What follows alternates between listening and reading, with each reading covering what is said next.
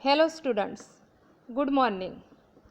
Today we are going to learn in standard 9 subject English, second language and unit number 4 Call of the Hills part 4.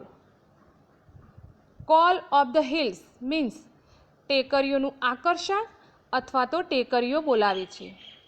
વિદ્યાર્થી મિત્રો, last લેક્ચરમાં આપણે જોઈ ગયા કે અબુ મિયા કે જે ચાંદની નામની બકરી સાથે આખો દિવસ વાતો કરતા હોય છે અને તેને જોડે તે બહુ ખુશીથી રહેતા હતા.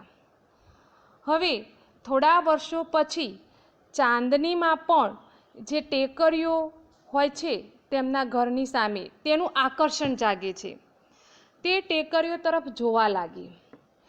તેને પણ એવી ઈચ્છા થવા લાગી કે હું પણ તે ટેકરીઓ તરફ જાઉં અને તે સુંદર મજાની જે ટેકરીઓ લીલાછમ ઘાસવાળી છે ત્યાં હું પણ રમું કૂદું. તેને હવે અબુ ચાચાનું જે ટેસ્ટી અનાજ અને લીલુંછમ ઘાસ પણ ખાવાનું ઓછું કરી દીધું હતું અને તે એકદમ દુબળી પાતળી થઈ ગઈ હતી. હવે તેને અબુ ચાચાની જે વાતો હતી એમાં પણ રસ રહ્યો ન હતો. તે ફક્ત નિરાશ થઈને એક નજરે પેલી ટેકરીઓ તરફ જોઈ રહેતી હતી. હવે શું થાય છે તે આપણે આગળ જોઈએ. તો વિદ્યાર્થી મિત્રો, તમે તમારી અંગ્રેજી વિષયની ટેક્સ્ટબુકમાં પેજ નંબર 36 એટલે કે 36 પર જુઓ. Unit number 4 Call of the Hills. Abu Khan could sense what was happening to his dear Chandni. Abu Khan could sense.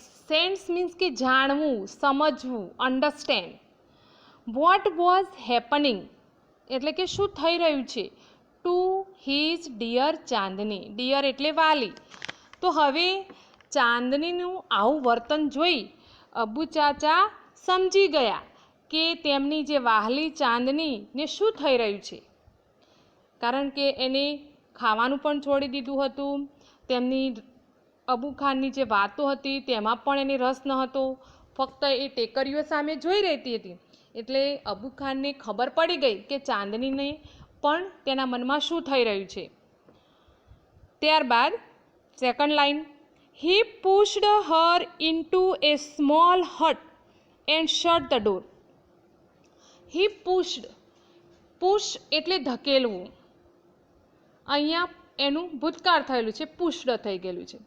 તો પુશ એટલે ધકેલવું, હર એટલે ચાંદનીને, ઇન્ટુ એ સ્મોલ. સ્મોલ એટલે નાનું, નાનું. હટ. હટ એટલે ઝૂંપડી, HUT.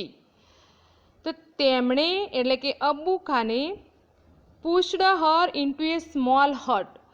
તેમણે તેને એક નાની ઝૂંપડીમાં ધક્કો મારી. And shut the door.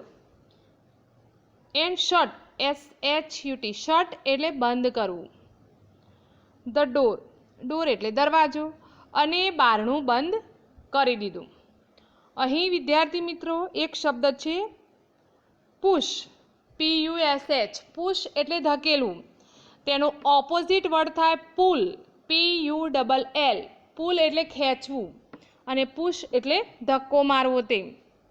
બરાબર, એ પણ તમારે ખાસ ધ્યાન રાખવાનું. ત્યારબાદ શટ, SHUT. શટ એટલે બંધ કરવું. આ વર્બનું મૂળ રૂપ, એનું ભૂતકાળનું રૂપ અને એનું પાસ્ટ પાર્ટિસિપલ એક જ થાય. Shut, shut, shut. Cut, cut, cut. એ રીતે શટ, શટ, શટ. બરાબર, એટલે તમારે પાસ્ટ પાર્ટિસિપલ અને ભૂતકાળના જે મેઇન વર્બ છે એના એ પણ તમારે ખાસ ધ્યાન રાખવાના. તો આનું ભાષાંતર ફરી જોઈએ. He pushed her into a small hut and shut the door. તેમણે તેને એટલે કે ચાંદનીને એક નાની ઝૂંપડીમાં ધક્કો મારી બારણું બંધ કરી દીધું. ત્યારબાદ next line, but forgot to close the small window at the back.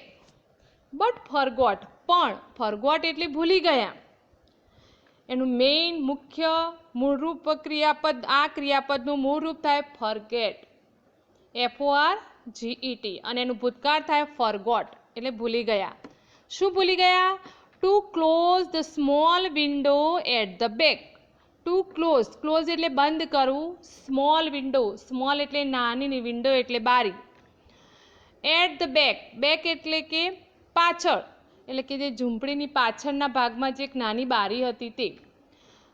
તો જોઈએ, પણ તેઓ પાછળની નાની બારી બંધ કરવાનું ભૂલી ગયા. જે ઝૂંપડીમાં તેને પૂરી હતી તે ઝૂંપડીની જે નાની બારી હતી તે બંધ કરવાનું ભૂલી ગયા.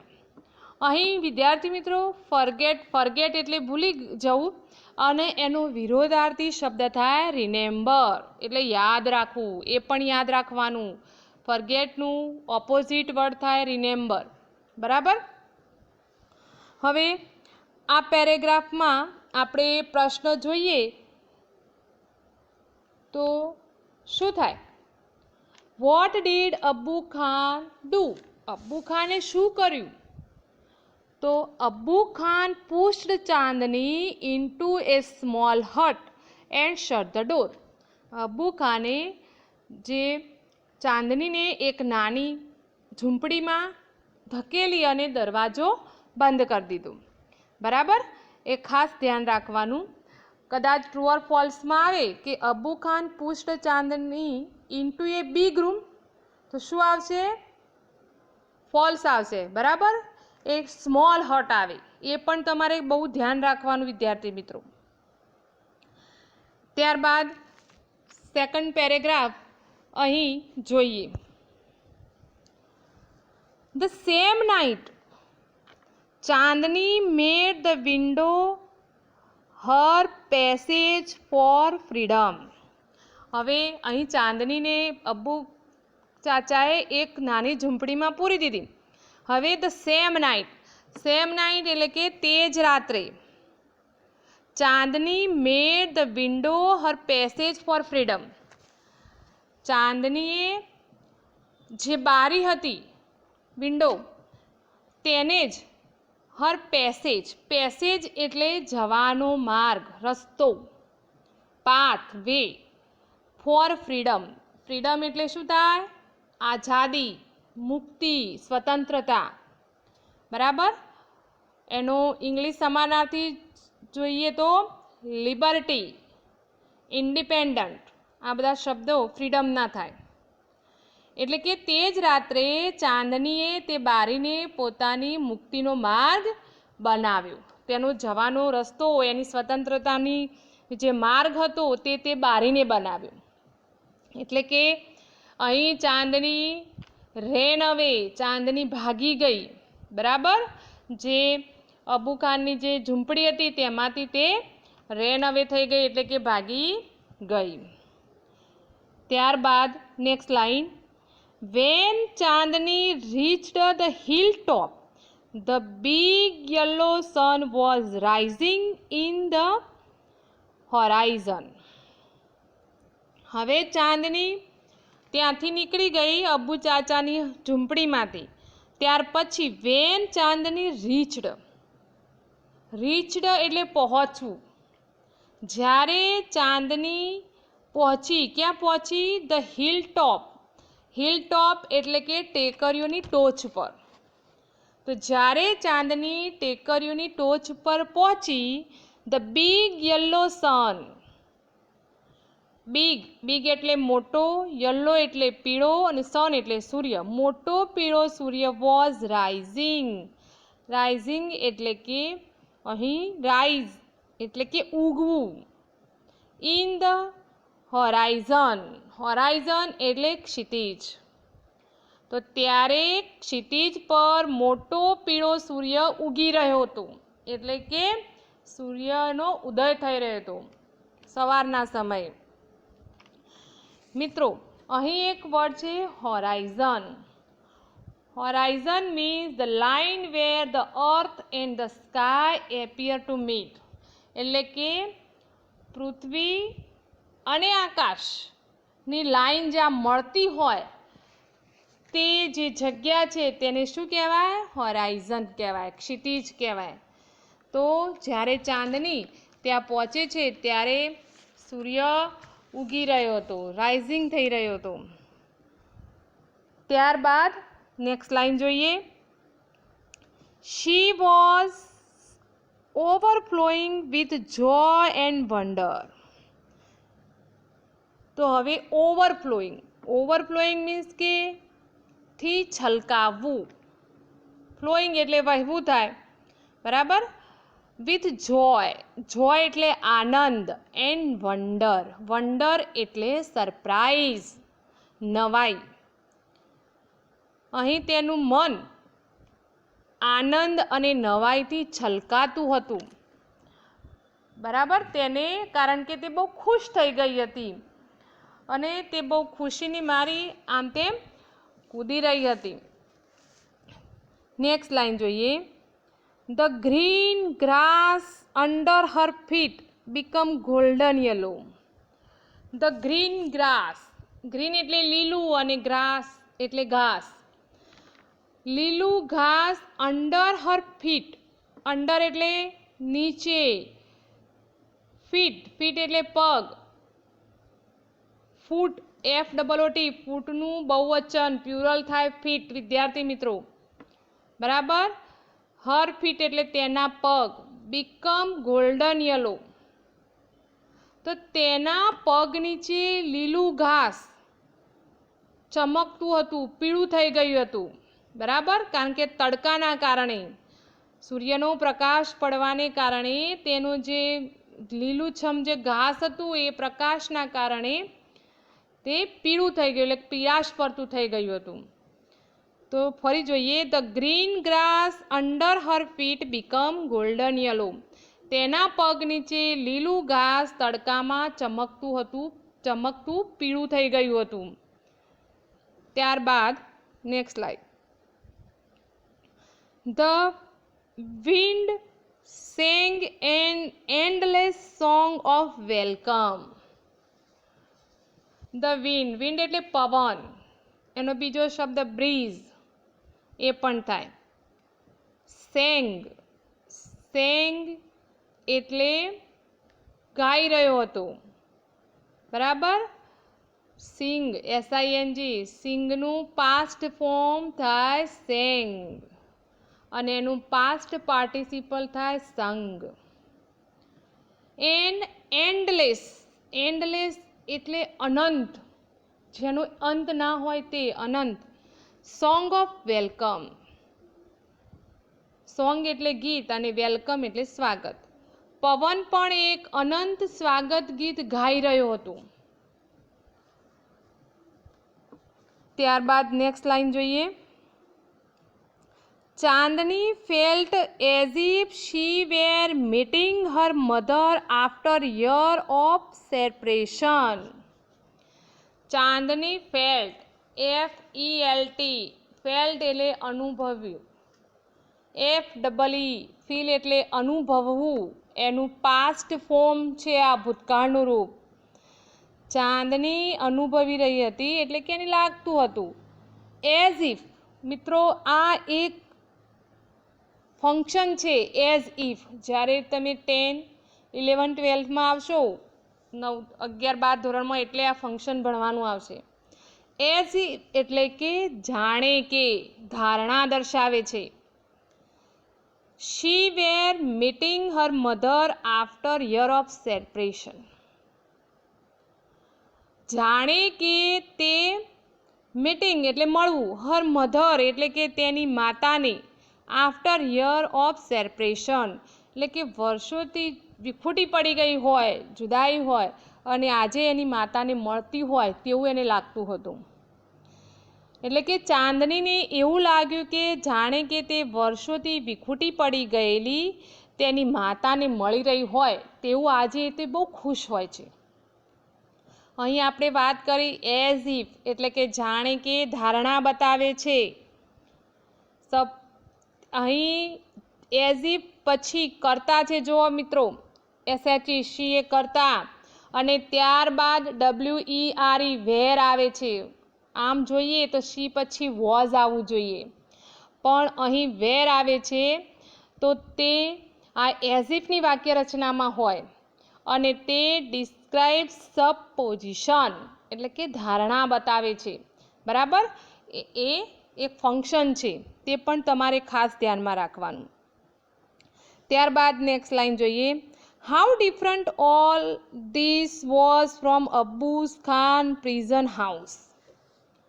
ત્યાર પછી એના મનમાં એને વિચાર આવે છે કે હાઉ ડિફરન્ટ મીન્સ કે કેટલું જુદું.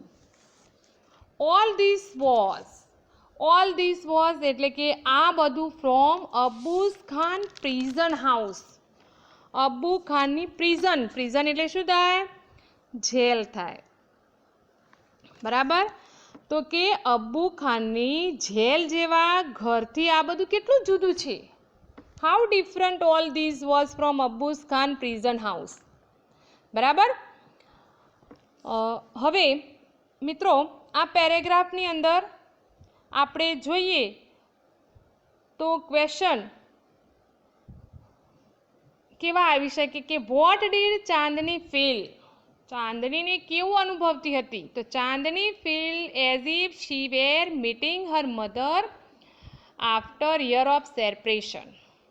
એટલે કે ચાંદનીને એવું લાગતું હતું કે ઘણો બધી વર્ષોથી એને એમ કે એની માતાને મળી હોય તેવું લાગતું હતું. ત્યારબાદ એક ક્વેશ્ચન હોય કે when did Chandni reach the hill top. અહીંયા ધ્યાન રાખજો વિદ્યાર્થી મિત્રો. When did Chandni reach the hill top. Hill top પર ચાંદની ક્યારે પહોંચી હતી? બરાબર. તો અહીં સૂર્ય ઉગી રહ્યો હતો, રાઇઝિંગ સન છે, એટલે કયો સમય હોય? સવારનો સમય હોય. તો આપણો જવાબ શું આવે કે Chandni reached the hill top in the morning. સવારે પહોંચી હતી. ત્યારબાદ નેક્સ્ટ પેરેગ્રાફ જોઈએ આગળ. હવે તે દિવસે તે શું કરે છે તેની વાત છે. That day she jumped and played and ate all around. That day એટલે કે તે દિવસે શી જમ્પ્ડ. જમ્પ એટલે કૂદવું, અહીંયા કૂદી. તે દિવસે તે જમ્પ્ડ એન્ડ પ્લેડ એટલે કે રમી. એન્ડ એટ એટ એટલે ખાધું અને ઈટ એનું મૂળ રૂપ થાય ઈટ ઈટ એટલે ખાવું. ઓલ અરાઉન્ડ એટલે ચારે તરફ. તો તે દિવસે તે ચારે તરફ કૂદી રમી અને જે ગ્રીન ગ્રાસ હતું તે ખાધું, બરાબર. અહીં ચાંદની ટેકરીઓ પર પહોંચી અને શું કરે છે તેની વાત છે. She was on the top of the world. હવે તેને કેવું લાગતું હતું? She was on the top of the world. Top of the world એટલે કે ખૂબ ખુશ હોવું. તે દિવસે બહુ જ ખુશ હતી. ચાંદની ખૂબ જ ખુશ હતી ત્યાં જઈને. It was the happiest day in Chandni's life. તો it was the happiest day અને તે ચાંદનીના જીવનનો સૌથી સારામાં સારો દિવસ હતો. હેપીએસ્ટ મિત્રો, હેપીએસ્ટ આપેલું છે, બરાબર. એડજેક્ટિવ છે, એ સુપરલેટિવ ડિગ્રીમાં આપેલું છે. તો આ જે ડિગ્રી છે તે એનું મૂળ રૂપ થાય હેપી એટલે ખુશ હોવું. તેનું કમ્પેરેટિવ થાય હેપીયર અને એનું સુપરલેટિવ ડિગ્રીમાં થાય હેપીએસ્ટ. મિત્રો આ પણ ફંક્શન છે અને તે બતાવે છે શોઈંગ કમ્પેરિઝન, કમ્પેર કરવું. પરીક્ષામાં તમને ફંક્શન પૂછાય છે અને આ ફંક્શન તમારે ભણવાનું પણ છે, બરાબર. તો આ ડિગ્રી છે અને ફંક્શનનું નામ છે શોઈંગ કમ્પેરિઝન. એ પણ તમારે ધ્યાન રાખવાનું. તો it was the happiest day in Chandni's life. તે દિવસ ચાંદનીના જીવનનો સૌથી સારામાં સારો દિવસ હતો. નેક્સ્ટ પેરેગ્રાફ જોઈએ. The sun disappeared behind the hills. હવે સમય પસાર થતો જાય છે. સવારની સાંજ થઈ ગઈ, હવે સૂર્ય આથમવા લાગ્યો. The sun disappeared. Disappeared એટલે અદૃશ્ય થઈ જવું. Behind એટલે કે પાછળની પાછળ. The hills એટલે કે ટેકરીઓની પાછળ. અહીં શબ્દ છે disappeared. એનો સમાનાર્થી શબ્દ થાય vanished એટલે પણ અદૃશ્ય થઈ જવું. તો હવે શું થાય છે? સૂર્ય ટેકરીઓની પાછળ અદૃશ્ય થઈ ગયું. ત્યારબાદ soon the darkness covered the grass, the flowers and the trees. soon SOON soon એટલે તરત જ. the darkness એટલે કે અંધકાર. covered the grass તરત જ એટલે કે થોડી જ વારમાં ઘાસ. flowers એટલે ફૂલો. and the trees અને વૃક્ષો ઉપર શું થઈ ગયું? અંધકાર છવાઈ ગયો. soon the darkness covered the grass, the flowers and the trees. તરત જ થોડી વારમાં ઘાસ, ફૂલો અને વૃક્ષો પર અંધકાર છવાઈ ગયો. ત્યારબાદ નેક્સ્ટ લાઈન જોઈએ આગળ. The wind stopped blowing. હવે પાછું એ પણ થાય છે કે the wind એટલે કે પવન. જે પવન stopped એટલે કે wind stopped blowing એટલે કે stopped એટલે બંધ થવું, blowing એટલે ફૂંકાતું. પવન ફૂંકાતો બંધ થઈ ગયો. શું થયું? પવન ફૂંકાતો બંધ થઈ ગયું. ત્યારબાદ next line. There was stillness all around. stillness એટલે ગાઢ શાંતિ.